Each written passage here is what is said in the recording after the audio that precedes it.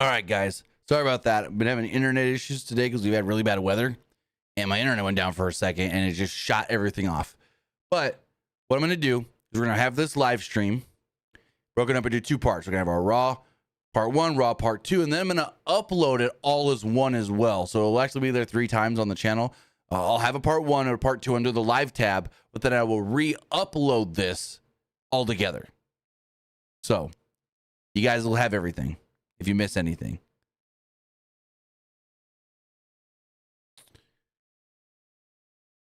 Where were we? You talking about Logan Paul? Logan Paul seems to now be 100% into WWE, and they showed some. Excuse me. They showed some more celebrities. They showed Seth Green. They showed Macaulay Culkin, who got a huge pop from the crowd, which I was shocked. They showed O'Shea Jackson Jr., who's a huge wrestling fan. Danielle Fishel, who's a huge wrestling fan. And no love to Will Friedle. They showed Topanga, mention her by name, but don't mention that she's literally got Will Friedle sitting right next to her. Come on, WWE. What are we doing here? I hope they mention and talk about this on their Pod Meets World podcast. I hope they talk about this experience on Pod Meets World, because we know Danielle is a mega fan of pro wrestling. She'll go anywhere. She used to go to PWG shows all the time. Will Friedle, not a wrestling fan. So her bringing him with, awesome. We then also see the tag team champions, woman tag champs, Bianca Belair and Naomi, X-Pac, and the United States champion, Shinsuke Nakamura. We then finally get our second match of the night, an hour and a half into the show. And I'm like, Jesus fucking Christ. Rhea Ripley challenging Liv Morgan for the Women's Championship. The match goes a little over 11 minutes, almost 12 minutes. So we already talked about this. It was at one point advertised as Last Woman Standing. Then apparently that was an accident. The wrong graphic got shown during an episode of Main Event. And yeah. So early on, Ripley wipes out Rodriguez with a cannonball, but failed to get her hands on Dom, which plays into after the match. Ripley powerbombed Morgan on the announce table, which didn't break because this new table is sturdy, very sturdy. I don't know if this is just a table for Raw or now Raw and SmackDown, but yeah. Also speaking of SmackDown and commentary, Triple H did confirm that Joe Tessitore will be the lead announcer for SmackDown, but we don't know when he's starting on SmackDown, because I know Friday is the Ohio State Texas Longhorns college football playoff game, and Joe for ESPN usually calls all of the Texas games, and so that's going head to head with SmackDown. Well, I would assume Joe is working ESPN that night, not WWE. So maybe we get Michael Cole and Corey Graves again for SmackDown this week. We'll see. But something tells me it's not going to be Joe, because Joe usually calls the Texas games. At least everyone that I've watched this season, I was like, Joe Tessitore on the call. It's usually Joe Tessitore and Jesse Palmer, I think his name is Jesse Palmer. Anyways, Ripley powerbombs Morgan on the table. It didn't break, but Morgan took over moments later after hitting a code breaker on the apron.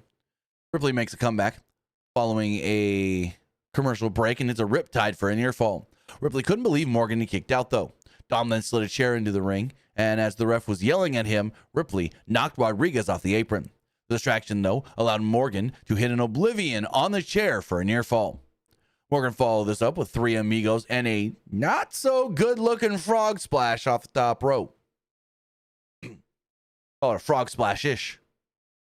Morgan then went for another oblivion, but really, Rhea just caught her. Rhea's up against the ropes. Liv jumps up for the oblivion, and Rhea grabs her and just goes, "No, we ain't doing this. Boom! Slams her down, hits her with consecutive riptides, and then just pins her. Rhea, for the most part, kind of dominated this match. So, and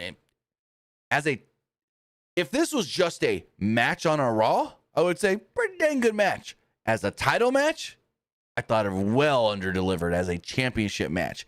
As a title match, I felt like this match here with Rhea and Liv well under-delivered.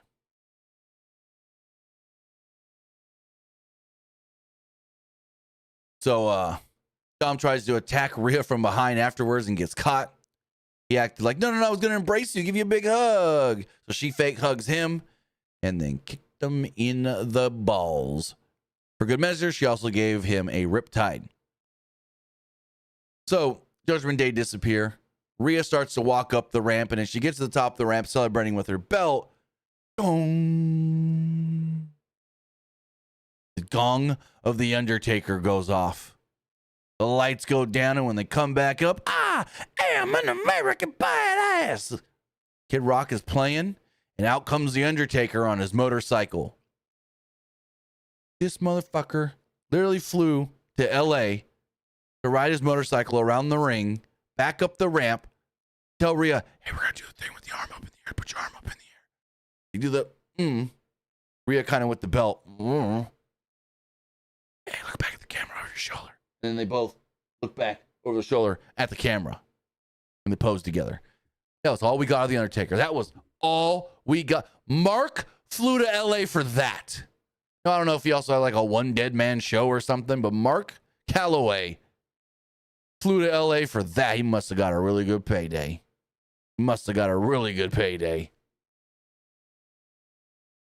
Kathy Kelly then interviews Adam Pearce, who was talking with a purple-haired Bailey. They're interrupted by Chad Gable and American Made. Now, the rumor is that Gable's eventually going to be moving over to SmackDown. But Gable said, single-handedly destroyed Alpha Academy when I beat Otis, and now my goal is to win a singles title in 2025. He then goes, I want to dispel any of these rumors.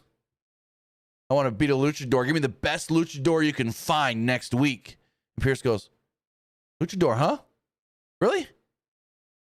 I got someone in mind. I can make a phone call.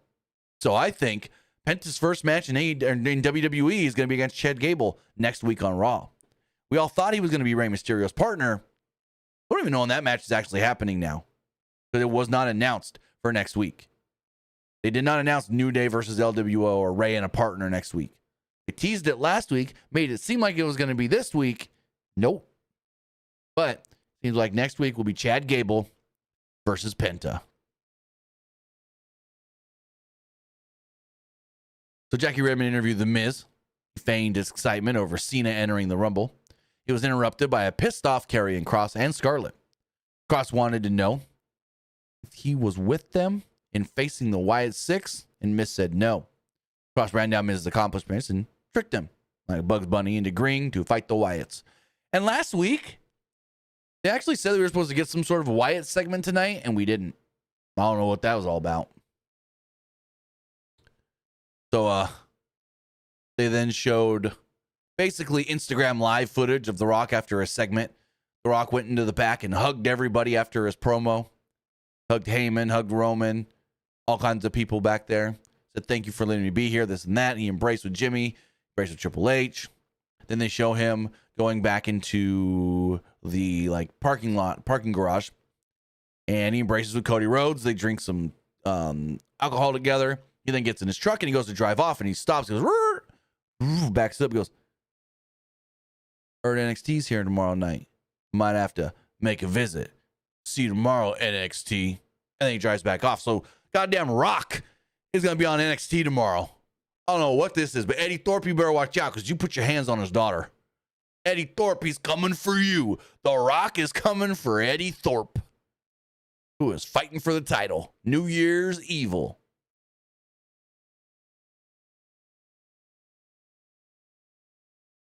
As we move forward, give me one quick second here.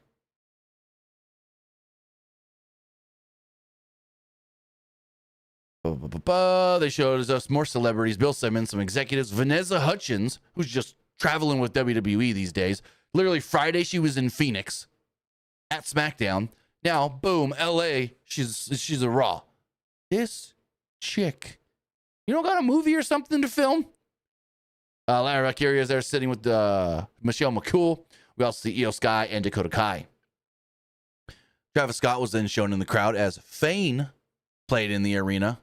He's over here vaping or hitting something. Matt McAfee said it was sage. I don't know any of that. I just looked like he was taking a hit from a vape. I don't know what he's got in that vape. Cool, whatever. I don't know. Crowd's cheering, going crazy. And then Jey Uso's music hits. Day one. Day one. I don't know the words, but. And so Jey Uso's got to be one of the most, if not the most popular wrestler right now in the world, in any company. I don't know if there's anybody. And then it could just be the entrance and just the excitement of the entrance. But I don't know anybody that's getting these kind of reactions during their entrance like Jey Uso. Jey Uso's music hits and crowds everywhere. It doesn't matter what city they're in. Crowd's going to lose their mind. So Jey comes down. Pat tells Michael Cole tells Pat, get on the desk. Do your thing. And Michael Cole eventually goes, you know what? Screw it. I'm going to join you. Michael Cole's got no rhythm. No rhythm. So they're trying to do like, day one. No. Michael Cole's like. And then, so Jey Uso sees this. Him and Travis Scott are coming down to the ring. And they go over to McAfee and Cole. And McAfee's like, yeah. Michael Cole's like, what up? And does like the thing. And Mike look like the whitest guy ever. And this is coming from a very white guy. At least I can keep on beat. I'm a musician. Anyways. So yeah. They're over there on the announce table. Day one. And Pat goes, you're kind of on beat, Cole. So they do that. They come down. And then we get a break before Drew comes out. We do have a super chat here from Carlos Sanchez. Thank you for that one. He says, with Rhea winning back her title and Tiffany's winning the WWE Women's Championship, who do you think will win the Women's Royal Rumble and who do they pick? Ooh, that's a tough one. That is a tough one. So we did look at the women's rosters earlier, but I'm going to pull them back up for a second. Is that, I just thought about, who right now can just say I want to challenge and it will make sense? Who's elevated enough right now? But I didn't think about, who can get elevated by winning the Rumble. Let's pull this women's roster up again really quickly. We'll just skim through it really fast. Who could I see winning the Rumble? I mean, the first name that comes to my mind is Io Sky. But it's like, Io just had a title shot. It's Saturday Night's Main Event. But unless they do like Io and Rhea at WrestleMania, that match would be freaking great. Maybe a returning Asuka. We don't know when Asuka's coming back. A returning Becky. I don't want to see Becky and Rhea again. Maybe it's Becky and Tiffany. Like Io or Becky is who I'm thinking right now.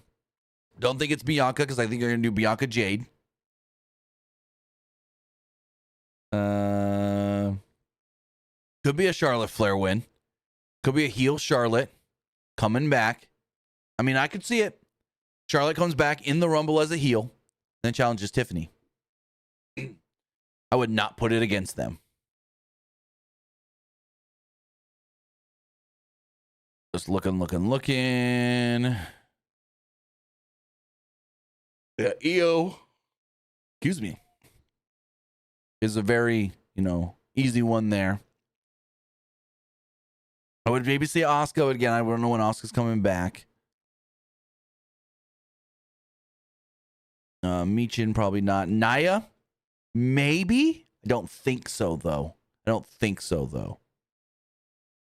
more of a super maybe than a probably.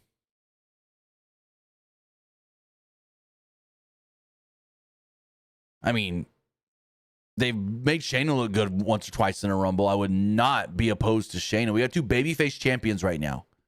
So why not have a heel Shayna Baszler win it? Why not have a heel Shayna Baszler win the Rumble? Finally elevate Shayna.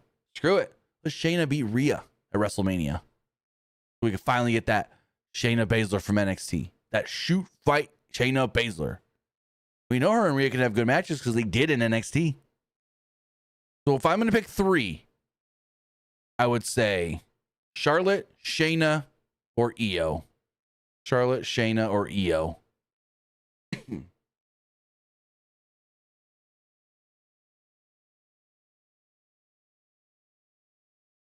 Elite, we haven't got there yet. The Hogan segment, he says, I hope you didn't skip Hogan's segment. That's funny. No, that was after the Drew J match. So moving forward, We had Drew McIntyre come out at like 9:07 Central. So about an hour left in the show from when it actually ended. This match only got 10 minutes. It's weird. We had this long 3-hour show, and these matches were getting little time. Like, it was weird. I expected matches like the Roman. Let me go back to the top again. The Roman solo match went. Where was it? 21 minutes. What did the main event go again? 18, almost 19. So it's like, then this match only went 10. The Liv Rhea match was like 12. So it's like, come on, what are we doing here? So total we had 10, 12, it's 22. So 21 would be 43. That's a 19. Let's round that up to 20. 43, 63. What, a little over an hour of wrestling on a 3-hour show. A third of the show was in ring action. Again, there's not a lot of talking, but there's a good amount of talking and a lot of packages, but not like good packages either. I don't know. As far as this match does go, though, Jey hit a suicide dive before McIntyre even enters the ring, and we're off to the races. Jey went for another, but of course McIntyre caught him and hit him with the suplex. The match begins in the ring. McIntyre was in control until Jey hit a sit-out powerbomb out of the corner. Jey followed this up with some strikes, a running hip attack, and a flying crossbody for a 2. McIntyre responds with a neck breaker. McIntyre went for a claymore, but Jey hit his super kick. McIntyre came back with a spinebuster for a 2 and a sit-out powerbomb for yet another 2. They traded counters and whatnot until McIntyre hit a future shock DDT for a 2. McIntyre then went for the claymore, but Jey countered again, this time with a spear for a 2. Jey hit a super kick, but McIntyre hit a claymore kick for a near fall. McIntyre went for another claymore, but Jey simply collapsed before he could actually do anything else. McIntyre decided best thing to do was wait in the corner for Jey to get up. McIntyre then went for the kick, but Jey dropped down and applied a crucifix pin to just win out of nowhere. So yeah, Jey Uso defeated Drew out of nowhere. Just kind of rolled them, crucifixed them, popped them down. 1, 2, 3. This feud ain't over. We're going to get another one. We're going to do this match again, probably. Another Drew Jey match, because Drew is not going to be happy. Drew's going to go bitch and whine, moan and cry, and get the match. So we got a Gunther video package. Basically, he was like, I'm the world champion. I'm the top guy here on Raw. Know my name. Kind of thing. He wants a challenger, basically. This is the New Day Gabriel Iglesias thing. I got the two mixed up, whatever. Kathy Kelly tries to interview Gabriel Iglesias. They were interrupted by the New Day. Iglesias said that, he goes, you know, I liked you guys a lot better when you had your own cereal. Kathy Kelly said. And then they're like, what? So they're just going back and forth and they're riffing and whatnot. New Day's being heel, saying, you know, why are these guys getting time here when we need time to talk and we got to this and that and so forth, blah, blah, blah. It was a nothing happening thing. Another way to get Gabriel Iglesias on the show. Say, hey, watch my Netflix special that comes out tomorrow. And, you know, he's a big wrestling fan. So he knows what he's talking about. He knows different things and this, that. They didn't plug that he basically hosts the A&E show, the Rivals, because they don't have Freddie Prinze do it anymore. Now it's Gabriel Iglesias hosting. So they should have plugged that. But anyways, because that's coming back soon. Anyways, he did the line of, I like those guys better when they had cereal. Kathy Kelly said that, oh, it looks like we're out of time. Woods is like, excuse me, what? No, I need to talk. She's like, I'm getting told we got to go. We're out of time. Yeah, thank you. And then Alpha Academy come up. They embrace Gabriel Iglesias and they leave with him. He goes, you know what? I'm going to go back out there because I got better front row seats. Thank you, Netflix. I'm going to go enjoy the rest of the show.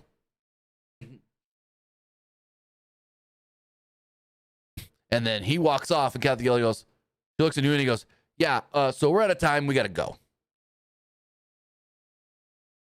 Paul Heyman and Roman Reigns are backstage, walking around, and they're talking. Heyman says something along the lines of, we need a bigger platform so people know about you, this, that, and so forth. And he goes, my tribal chief, we need a bigger platform for people to see you, to acknowledge you. When can we talk about this, and when can I put it on your books? Something like that. And he's like, January 27th is a good day. That's Raw in Atlanta. Goldberg's supposed to be on that show. And Heyman's like, okay, I got it.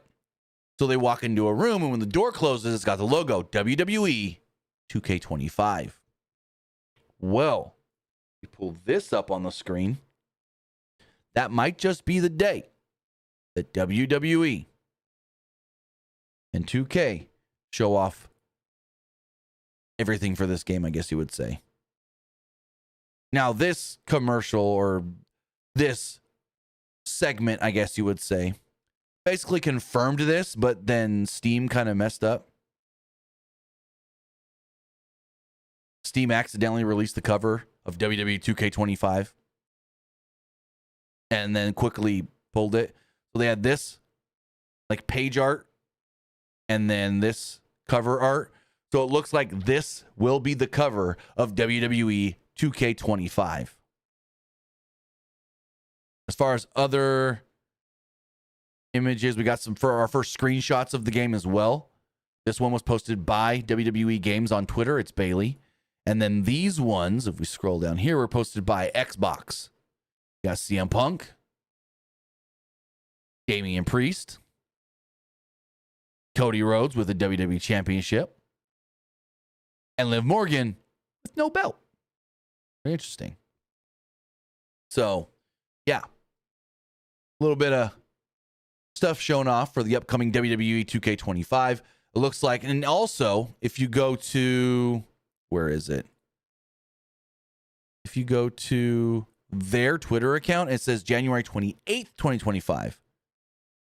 I don't know exactly what the two dates are. I would assume maybe one's the announcement trailer for the cover, and then maybe the other one's more like a gameplay trailer. They usually break those up. So we'll see.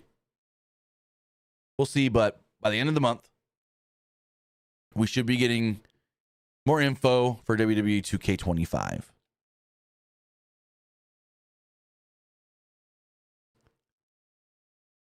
Jackie Redmond interviewed Rhea Ripley and Damian Priest. Ripley said that Morgan took everything from her. She cut an ordinary promo and said, mommy's back and always on top. Also, when Rhea was this is weird. When Rhea was coming down to the ring for the match with Liv tonight, Michael Cole was saying some weird things. He was basically saying that Rhea Ripley was manipulated into joining the Judgment Day by the original Judgment Day founder, Edge. And Edge made her do things she didn't want to do, like attack her former good friend, Liv Morgan. And I'm like, what the fuck? Are you kidding me, Cole? What? Huh? Basically saying, when she took out Liv and Liv had the shoulder injury, this and that, because of Rhea, Edge manipulated her to do that. Edge manipulated her to join the Judgment Day. And I'm like, whoa, okay. Anyways, Priest said that he was dying to be done with the Judgment Day, and his beef with Finn Balor is going to come to an end next week as the two will fight in a street fight. Priest told everyone to rise for your new Women's World Champion.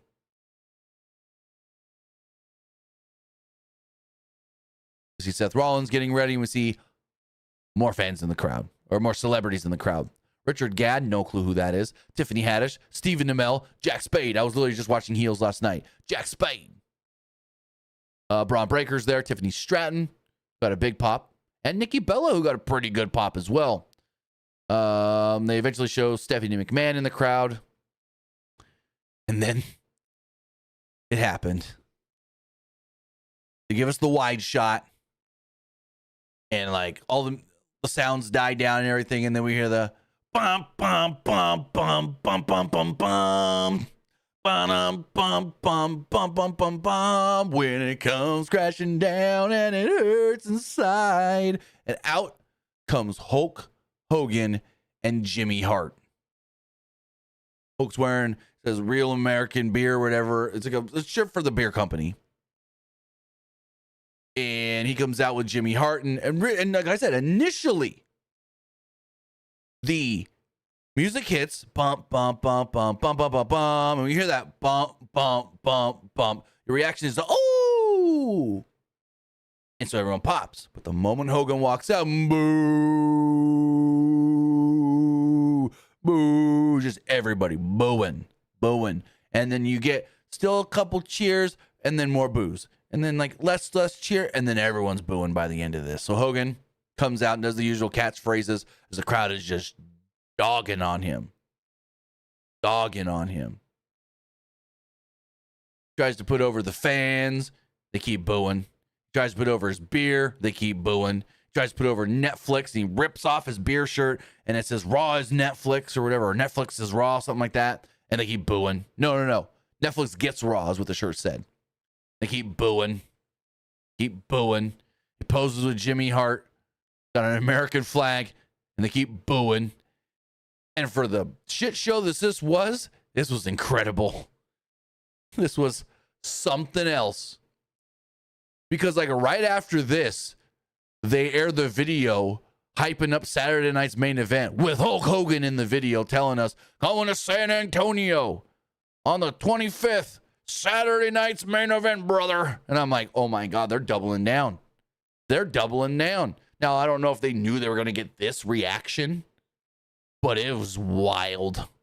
Wild. Because it was just like, the more he spoke, the more boos. And it's just the crazy thing of the music hits, poof, cheer, and then immediately into boos. And then I believe they didn't upload it either. You can go to the WWE YouTube channel and check. But I think they might have uploaded everything but. Let me see. Go to the WWE YouTube channel. Let's pull this up on the screen and look together. We go to the WWE YouTube channel. We go to videos. They've got Rhea at the press conference. New Day backstage. Oh, I need to watch that one. New Day with Will Friedle and freaking Daniel Fishel. At least we get Will Friedle mentioned there. Press conference. Post-show stuff with Jackie Redmond and CM Punk. Boom, boom, boom. Well, yeah, everything but Hogan. Everything but Hogan. That's funny as hell. That's super funny right there, I tell you what. As we move forward,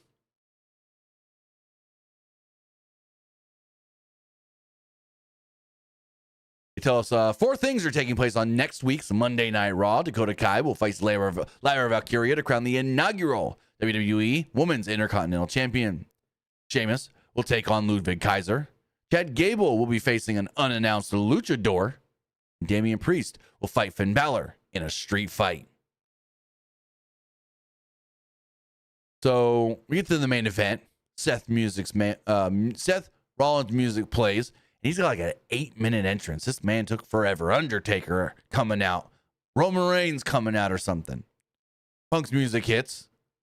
And he's wearing his XXX sweater that I'm pretty sure we've seen him wear this in AEW. Like, I think this was the sweater jacket he was wearing in the backstage footage of All In with Jack Perry stuff. Anyways, it's very similar at least. Match goes just shy, right around 19 minutes. And immediately they brawl into the crowd with the fans, followed by dueling chants for both, with the Punk chants actually being a little louder. So they're fighting and whatnot. Rollins went for a stomp as they entered the ring, but Punk ducked it and hit a GTS. Rollins slipped out and hammered away at Punk with some elbows. Rollins repeatedly drove his boots into Punk's face in the corner, and the referee had to back him off. At one point, they start singing Seth's song, "Whoa," and Seth tells Punk, they might chant your name, but they're singing my song way louder. I like that. I like that little improvising by Seth. Rollins argues with the referee at one point. Hey, give us some leeway, so that kind of thing. Don't play us super by the rules and super strict and whatnot. Punk then hit a neck breaker off the top, which led to a break. Rollins then took over and dismissively smacked Punk. Punk then responded with a running knee in the corner, clothesline, and a swinging neckbreaker. Punk also hit a neckbreaker over the top and a dive. Rollins rolled through Punk's flying crossbody attempt and hit a GTS, but Punk fell out of the ring. Rollins then taunted him, yelling, "I built all of this." As they re-entered the ring, Punk hit Rollins with a curb stomp and got a 2 off of it. Rollins ducked a GTS attempt and hit a GTS of his own for a close near fall. Rollins went for a stomp, but Punk rolled out of the ring. Rollins then taunted Punk for running away. Yeah, Rollins taunted Punk for running away, just like he did 10 years ago. Two then fought over on the announce table, which led to Rollins hitting a pedigree. Rollins sold his knee on the landing of it, and Michael Cole freaked out. Like, oh my God, is Seth hurt? Is Seth injured? Rollins then hit another pedigree in the ring for a near fall. To exchange some strikes here and there and go for it. Rollins hit a buckle bomb and a curb stomp, but again, Punk broke up the pin by getting his foot on the ropes. The crowd at this point is chanting, "This is awesome," as we approach the top of the third hour. So we're getting at the 11 o'clock Eastern hour. The crowd's also chanting "Fight Forever" as the match is starting to get better at this point. Early on, it was like good, but these two knew how to build this match, and they really did build it well. Rollins hit a superplex and tried to transition into a Falcon Arrow, but Punk countered and nailed a GTS. Rollins stumbled into the ropes and fell back onto Punk's shoulders. Punk hoisted him up and hit yet another GTS. We're about 5 minutes past the top of the hour at this point. He then goes down, pins Seth Rollins, and picks up the victory as the crowd is cheering loudly. It then says executive producers, Paul Levesque, Lee Fitting. And the show goes off the air with Punk as the winner. So as far as the show does go, it just went a little over 3 hours. So it wasn't much longer than one of them old 3-hour Raws. So not that bad. Not that bad at all. Also, crap, we don't have the live poll. The live poll was in the other live stream, and I don't have that chat no more. So we're not going to get the live poll. But we do have the other 3-4 polls. We can go check those right now. Don't have a Twitch poll because we're not live on Twitch right now. We only went back live onto YouTube. And remember, I'm going to label them. I'm going to put part 1, part 2 for if you go to the live tab. But then I'm also going to re-upload them both together because I am recording everything. I'm going to re-upload everything together as one video if you want to just go check it out there. And then it'll also go up all together audio platforms as well. Spotify, Apple Music, Google Music, YouTube Music, all that as well. So if you guys did miss anything here, there's multiple ways you can watch it, either in parts under the live tab on YouTube or just under the video tab. It'll be up later under the video tab. But as far as the polls do go, let's check those really quick.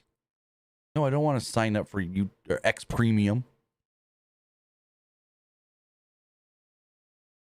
As far as the threads poll does go, 63% liked the show, 33% thought it was just all right, and 4% didn't like it. Looking at the Facebook poll, I liked it, clear winner, and it was just all right, got some votes. Nobody disliked the show on Facebook. As far as the Twitter X poll does go, 88% liked the show, 8% thought it was just all right, and 3% didn't like it. It says 2.9. Looking at the YouTube community poll, 84% liked the show, 10% thought it was just all right, and 5% didn't like it. With that, seems like an outstanding, most people like this show. Again, my feeling here was really good show, not a great show. Felt like it could have been better. And I felt like for what it was hyped up to be, yes, it was cool in the Intuit Dome. They need to go back there whenever they're in LA. Screw Crypto.com Arena. Let AEW have it. This is your new building because this building was awesome the way they had it set up. So go back to Crypto.com Arena. One thing I wish they would have done more of that we really didn't see, utilize that big video board on the top. They just used it to play regular videos. They didn't utilize it for anything special, I felt like. So I don't know. But with that, guys, I want to say thank you for joining me here. Twitch.tv/PW Unlimited, YouTube.com/Pro Wrestling Unlimited, and podcast services all around the globe like Stitcher, Spotify, Google Pod, Apple Pod, Anchor, iHeartRadio, and so much more. With that, we will be back live on Wednesday for AEW Dynamite. So have a great night. Have a great rest of your week. And I'll see you next time.